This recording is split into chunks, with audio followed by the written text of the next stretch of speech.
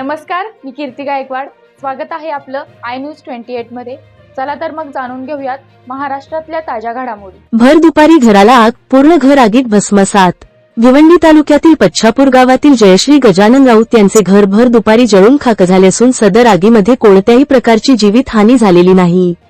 भिवंडी तालुक्यातील पच्छापूर गावातील श्रीमती जयश्री गजानन राऊत यांच्या राहत्या घराला भर दुपारी आग लागली असून सदर घर आगीत संपूर्णतः जळून खाक झाले असून जवळजवळ 3 ते 4 लाख रुपयाचं नुकसान झालं असल्याचे प्राथमिक अंदाज आहे.